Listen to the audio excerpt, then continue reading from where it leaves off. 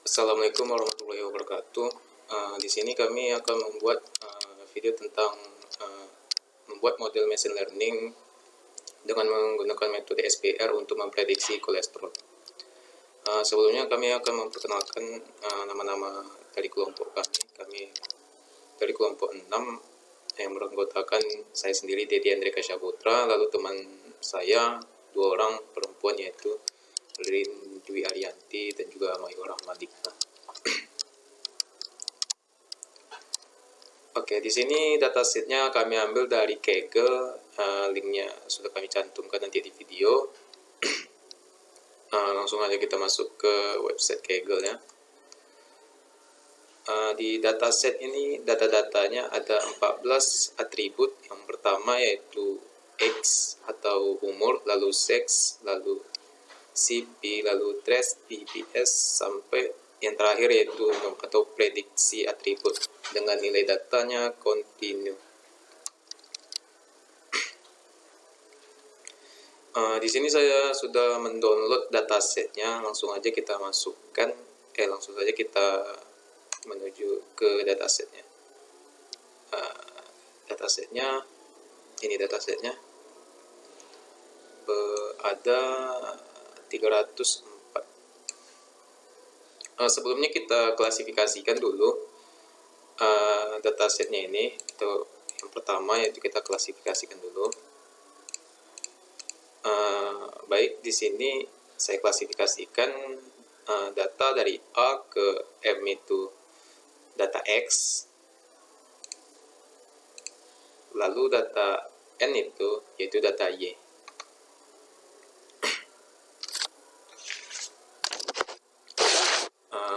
Lalu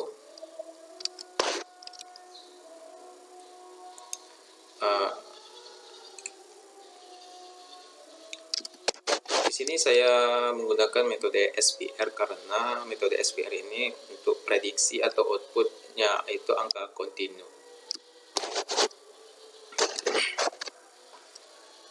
Ada beberapa tahapan untuk membuat data science atau machine learning. Yang pertama, di sini saya dapat dari DCP IBM. Yang pertama yaitu data understanding, yaitu kita mengetahui data tersebut.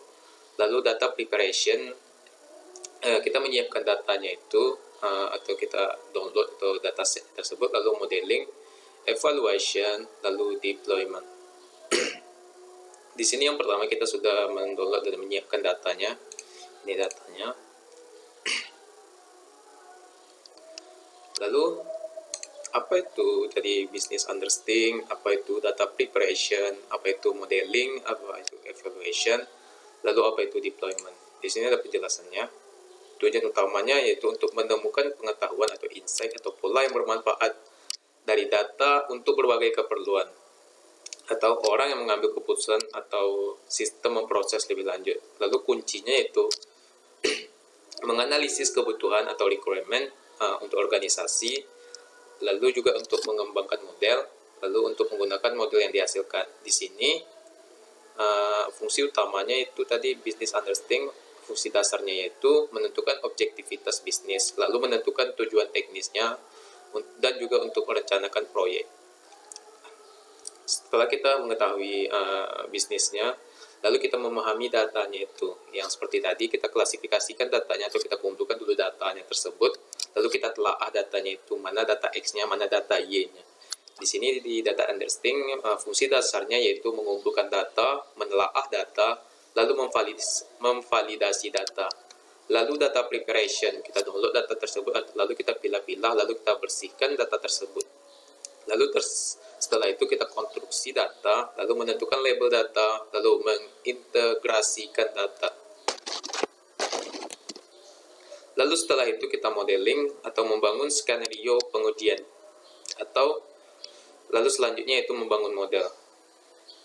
Lalu di model evaluation ada mengevaluasi hasil. Fungsi dasarnya itu mengevaluasi hasil pemodelan dan juga melakukan review proses pemodelan. Yang terakhir yaitu deployment. Fungsi dasarnya yaitu membuat rencana deployment model, lalu melakukan deployment model, lalu melakukan rencana pemeliharaan dan melakukan pemeliharaan.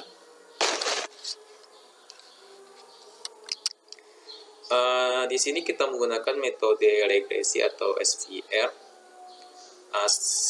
Setelah kita mendapatkan data tersebut, setelah kita pilah-pilah data tersebut, lalu kita bagi lagi data itu untuk kita untuk kita latih data tersebut, lalu kita uji data tersebut. Lalu setelah itu, di sini ada penjelasan tentang evaluasi model untuk regresi.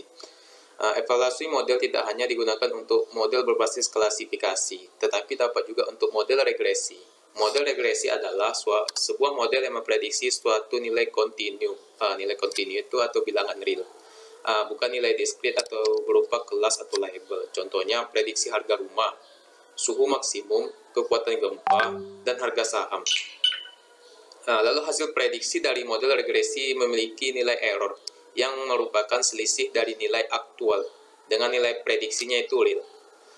Berikut ini merupakan contoh untuk metode mengevaluasi model regresi. Yang pertama yaitu MEI atau Mean Absolute Error, lalu Mean Square Error atau MSE, lalu Root Mean Square Error atau RMSE, lalu MAP atau Mean Absolute Percentage Error, dan yang terakhir yaitu Mean Percentage Error. Baik, di sini saya akan menjelaskan cara membuat aplikasi sederhana untuk memprediksi kolesterol dengan model SVR di Google Colab. Yang pertama, kita membuat notebook baru dengan nama file prediksi kolesterol model SVR. Lalu kita upload file kolesterol.zip-nya ke directory dan kita ekstrak datasetnya. Di sini ada from zip file, import zip file, file underscore name, ini nama file datasetnya. Lalu with zip file, file underscore name razip, diekstrak yaitu zip.extraall dan print down. Setelah dirunkan maka akan menghasilkan output down.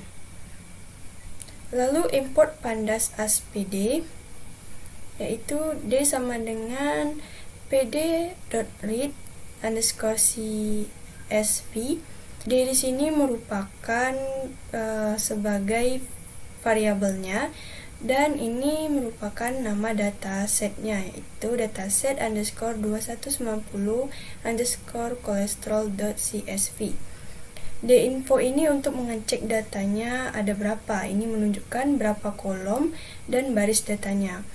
Lalu dhead ini untuk menampilkan datanya. Di sini 20, berarti data yang akan ditampilkan ada 20 baris. Ini merupakan outputnya. Lalu kita cek di sini ternyata ada yang dalam bentuk objek. Jadi kita harus ubah dulu ke dalam bentuk angka, karena dalam model SVR harus dalam bentuk angka semua. Cara mengubahnya yaitu menggunakan label encoder. Ini merupakan isi datanya, yaitu dalam 20 baris. Oke, untuk mengubahnya tadi kita menggunakan label encoder. Yaitu yang pertama kita import dulu pre-processing, kemudian LE sama dengan preprocessing.label encoder. Di sini ada deca, yaitu kolom untuk hasil setelah bentuk datanya diubah. Terus ini kolom yang akan diubah tadi, yaitu ca, yang ini. Kemudian data satunya lagi, yaitu ada kolom detail untuk menyimpan hasil data yang sudah diubah, dan ini kolom yang akan diubah dari bentuk objek menjadi angka. Kemudian kita beri perintah dinfo untuk cek apakah bentuknya sudah terganti atau belum. Nah, di sini cal sama tal bentuknya sudah berganti ke bentuk angka. Selanjutnya kita lakukan training test split, karena sesuai aturannya data dibagi menjadi dua bagian, yaitu data latih atau training data dan data uji atau testing data. data akan dibagi menjadi X dan Y. X sama dengan d.ilog, lalu semua baris dan semua kolom kecuali kolom yang terakhir, yaitu artinya dari kolom pertama sampai ke kolom 6. Nanti dicek X-nya ada berapa kolom. Di sini kan ada 14 kolom, berarti seharusnya X-nya nanti itu ada 13 kolom karena yang kolom terakhir itu tidak dimasukkan. Kemudian ada Y sama dengan d.ilog, semua baris dari kolom terakhir. Kemudian itu kita print x.save untuk mengecek apakah X-nya itu 13 atau enggak. Nah, setelah di-runkan, outputnya menghasilkan 303.13. Nah, berarti sudah sesuai, yaitu 13. Lalu kita bagi XY-nya, kemudian kita simpan X training, X test, Y training, Y test, terus data yang kita bagi X dan Y, lalu ukuran trainnya yaitu 0,9 dan memakai random untuk bebas menentukan baris berapa yang dipakai untuk training dan baris berapa yang dipakai untuk tes. Kita runkan. Selanjutnya kita panggil model SPR, terus kita panggil fungsinya, dan di sini menggunakan kernel linear. Terus lakukan training spr.fit, datanya xtrain dan ytrain. Kemudian proses evaluasi yaitu kita melakukan uji coba. Jadi datanya kita prediksi, hasil sama dengan spr.predict, lalu datanya xtest.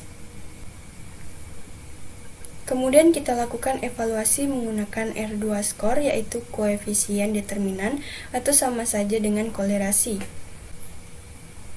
Rumus koefisien determinan itu ialah seperti berikut ini. Nanti akan dihitung secara manual oleh teman saya.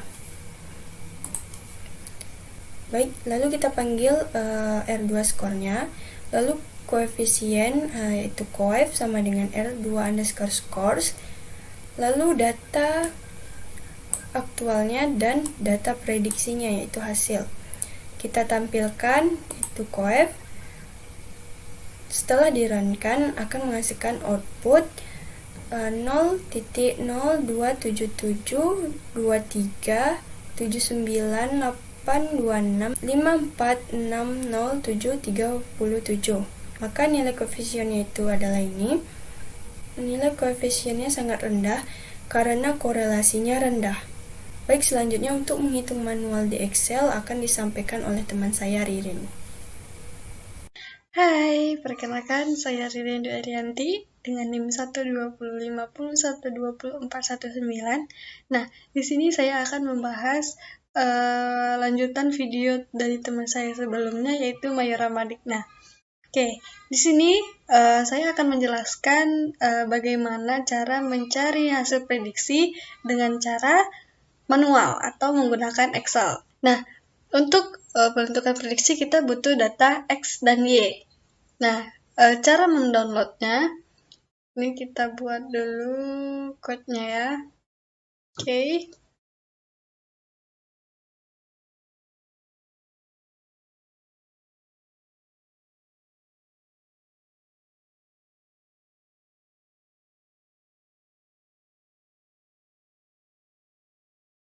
Nah, oke, langsung saja kita jalankan.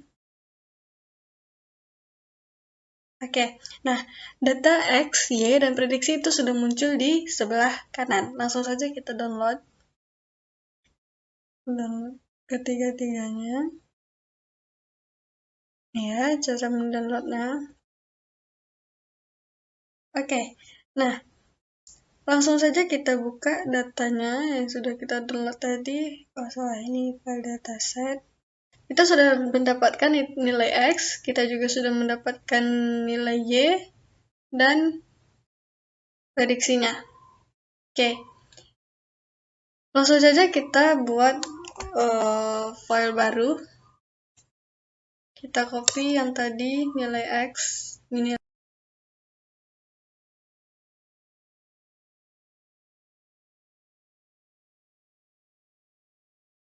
Nah, untuk mempercantik, kalau nggak rapi, nggak bagus. Kita kasih tabel juga biar kelihatan jelas, biar rapi gitu ya. Oke, nah ini untuk nilai X. Nah, kita salin lagi untuk nilai Y, atau nilai aktual namanya.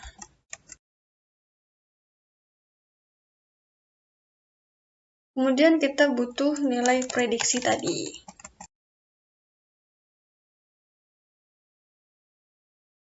Oke, nah kita sudah mendapatkan nilai X, nilai Y, dan juga nilai prediksinya. Nah, kita tinggal menghitung nih. Bagaimana cara menghitungnya lewat Excel. Oke, nah di sini kita sudah mendapatkan data nilai X, nilai Y atau aktual, dan prediksinya. Prediksinya Y1 ya, sorry.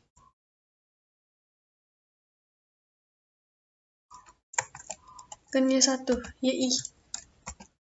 Biar mudah kita masukkan ke dalam rumus nanti. Aduh, apa ya? Nah, oke. Nah, rumusnya itu Y dikurang YI per Y dikurang rata-rata. Ini rata-rata kita dapatkan dari rata-rata nilai Y atau nilai aktual. Oke. Kemudian nanti baru kita mencari nilai R, yaitu dengan cara 1 dikurang jumlah dari jumlah Y dibagi dengan jumlah YI. Oke, langsung saja lah ya. Kalau di sini saya juga susah nih rumusnya bagaimana menuliskannya. Oke, nilai Y dikurang Y1. Y1 lagi. YI. Oh iya, saya lupa. Dia pakai kuadrat.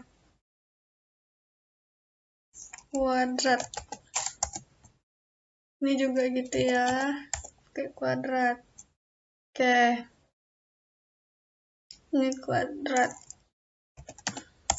Nah, langsung saja kita cari dengan sum nilai Y dikurang Y1, Y dikurang Y1, kemudian kita pangkatkan dia 2. Oke, dapat, tinggal kita tarik. Ini enaknya di Excel ya guys ya, tinggal tarik aja. Nah, dapat untuk nilai Y dikurang YI kuadrat.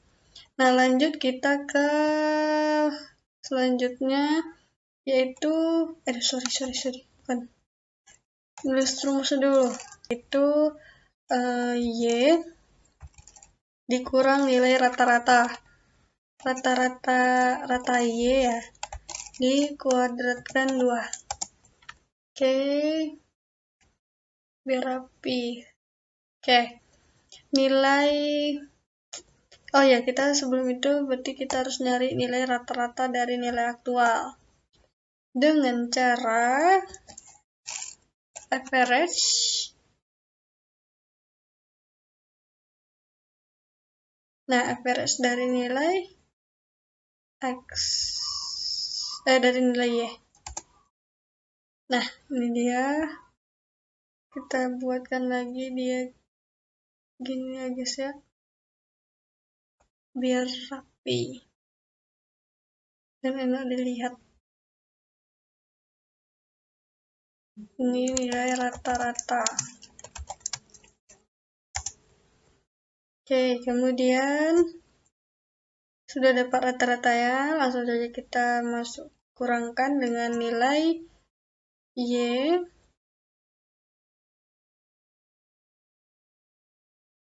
Y dikurang nilai rata-rata, nih. Kemudian dipangkatkan 2. Nah, dapat nilainya 113 sekian. Ini tidak bisa kita tarik ke bawah seperti data yang tadi. Karena kalau misalnya kita tarik ke bawah, nih kita contoh. Nah, dia lanjut ke kolom berikutnya.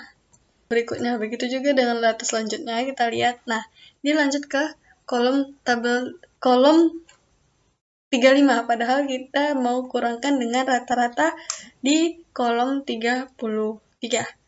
Paham lah ya maksudnya ya? Nah, jadi kita harus manual menulisnya. Nah, 33.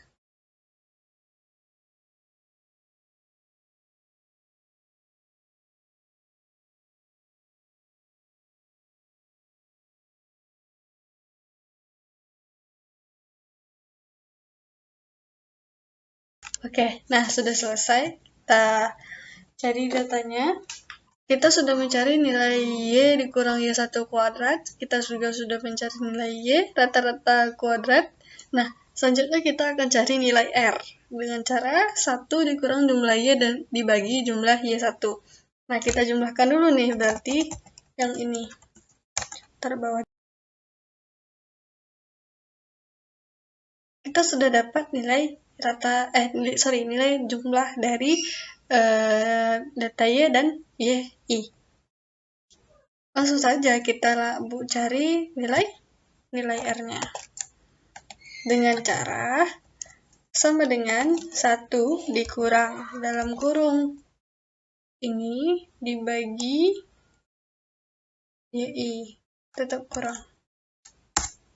Nah, kita lihat hasilnya 0,27238. Kita lihat di punya teman saya tadi. Nah, 0,27238. Kita bagi 2 deh, biar kelihatan. 0,2723, ini dibulatkan ya. Jadi 0,27283. Oke. Kita sudah mendapatkan nilainya secara manual. Kita juga bisa ngitung secara manual, tapi lumayan ribet ya guys ya. Jadi lebih baik saya sarankan mencarinya lewat ini saja, pakai codingan. Oke. Setelah itu kita lanjutkan ke grafik lah ya, biar terlihat nih perbedaan antara hasil prediksi dengan aktualnya bagaimana. Oke, langsung saja kita buat codingannya.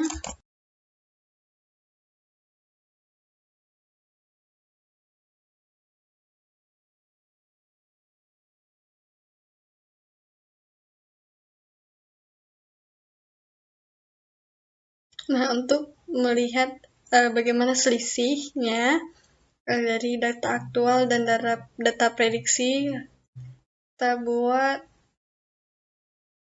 Nah, ini dia. Di sini saya menggunakan scatter, jadi hasilnya titik-titik begini ya. Nah, nilai merah itu hasil prediksinya, sedangkan aktualnya itu yang biru. Biar terlihat lebih jelas, kita nggak usah gunakan scatter deh ya. Kita gunakan plot saja, biar terlihat beda. Nah, ini dia. Kalau ini kan tadi titik-titik ya, karena saya menggunakan scatter. Kalau sekarang saya menggunakan plot, jadi dia lebih tampak selisihnya. Itu garis-garis merah, itu data prediksinya. Sedangkan aktualnya itu garis biru. Ini kayaknya yang paling tinggi ya guys ya. 550, sedangkan data prediksinya hanya 250, jadi tinggi sekali selisih perbandingannya. Oke, mungkin sekian yang dapat saya sampaikan. Lebih dan kurang saya mohon maaf. Dan kami dari kelompok 6 juga pamit undur diri. Jika ada yang salah, kami semua meminta maaf. Akhir kata, Assalamualaikum warahmatullahi wabarakatuh.